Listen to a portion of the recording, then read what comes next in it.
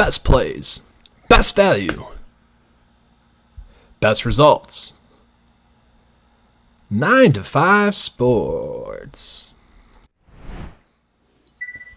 Alright, since you guys love that intro right there, whatever. Alright, let's get into it. Receivers 8 through 14 in the fantasy football season. We did the receiver rankings video 1 through 7, and we kind of touched on how we were ranking them. Obviously, in fantasy football, ranks are they're close. You know, you're picking fine points of how you want to rank these players, and it can come down to tiers. The tiers that we established in the last video is kind of Devontae Adams and DeAndre Hopkins. They're in a tier to themselves. And then we're going to touch on tier 2 in this video. It actually goes from receiver 8, from receiver 3 to receiver number 9. It's kind of tier 2 that we're seeing, and kind of how we establish that is we're going to be looking at consistency, what the players have done throughout their fantasy football career. Had they been consistent? Have they gotten better each year? And kind of why they've been consistent. Have they been getting the targets? Is the situation and opportunity correct? And, you know, how many starts are you going to be able to get out of that player, out of that receiver in a given fantasy football season? That's kind of the things that we're going to be looking at. And let's get into it. So this is kind of the breakdown of how we're going to be doing this video. This is the rankings that we're looking at. And, you know, if you guys disagree, feel free to put in the comment section kind of why you disagree. But make sure you do that after the video. Make sure you watch it all. See the points that we're going to make. And then you can decide for yourselves. So I think Mike Evans should definitely belong to that tier 2 where, you know, he's just a beast. He actually had the 10th most receiving targets last year, and he's just been a beast his whole fantasy football career. Obviously, with that new offense, it should be a better offense. Deshaun Jackson's gone. It should create some targets for him.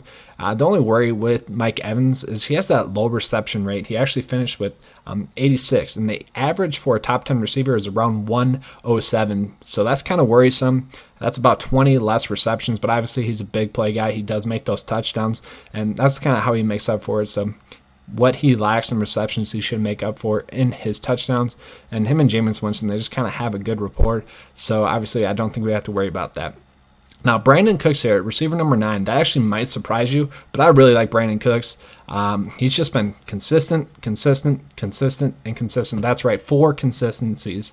And that's because he's been consistent the last 4 years. The last 4 years, he's averaged 1,000 receiving yards, or he's had over 1,000 receiving yards. He's averaging 7 TDs per game. He's averaging a decent amount of targets per year. Now, that's not great, but that's top 20 each year. So that's something that we do like. This Rams offense is great. There's question marks around Todd Gurley, which would actually mean I think that Brandin Cooks gets a couple more targets. He's going to be in this offense for the second year straight, which should mean that he's going to be better. Obviously, Brandin Cooks is one of those standout receivers, one of the fastest receivers in the league, and I think that he'll be in for another great season. Now, he might not finish as receiver number 9, but I do think he's going to be a lock to finish as a top 15 receiver.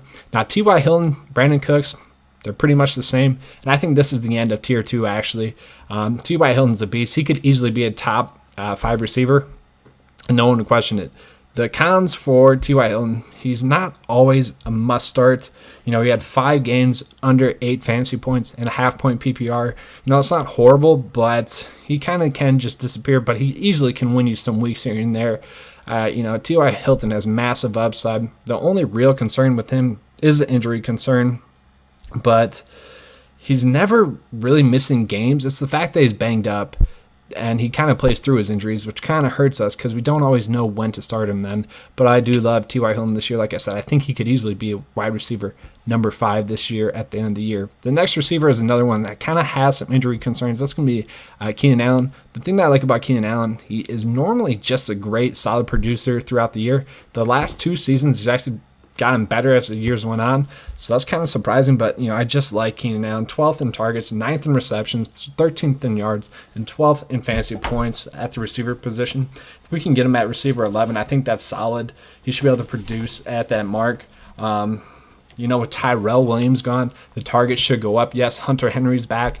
That actually could help Keenan Allen. That could free up some space in the middle, which he does operate in quite a bit. So I actually do like that as well. Now, Kenny Golladay, I expect him to make the big leap this year. With Golden Tate gone, there are going to be a ton of targets opened up now. And when Golden Tate left the team last year, Kenny Golladay was a top 15 receiver. We've seen his massive upside, and he definitely has it. The only real worry with Kenny Golladay, maybe Marvin Jones gets more involved this year. Marvin Jones is a beast. We know that. Those two could kind of offset each other, but obviously Kenny Golladay has that massive upside. We can kind of think Juju here, where Juju progressed in his first 2 seasons and then just went off and had a massive third year. I think the same could be for Kenny Golladay this season. Now the next one, Julian Edelman, who actually was a beast the whole year last year with Gronk on as well now. I think that helps his fantasy football value a lot. After his suspension, he was the 9th best fantasy football receiver, and then he still averaged the 9th most fantasy points per game. His average was actually 14.2, and his average targets was 9.5, which is all the things that we like to see, and I think that's going to be more the same this year. They did draft a receiver, but I don't think that's really going to affect Julian Edelman. He's going to still get those targets. He's still going to be that consistent producer that we like to see. And I think he'll actually be a nice draft day steal. I don't think most people are going to have him as the receiver number 13. So I think that's going to be a great draft day steal for us. Now, the next one, A.J. Green. A.J. Green's one of those receivers who obviously has that massive upside. We just kind of worry about the injury concerns with him. He missed 6 games last year. And then in 2017, he actually played 16 games. And then the year after that, in 2016, he missed 5 games. So it's kind of weird. It's kind of going every other year there. But if he's going to be playing a full season, he's going to dominate. He averaged 14 points per game last year, and that's actually the 15th most. So I think we have him rated right around the right position here. The only worry with him, I guess, it would be the offense as well.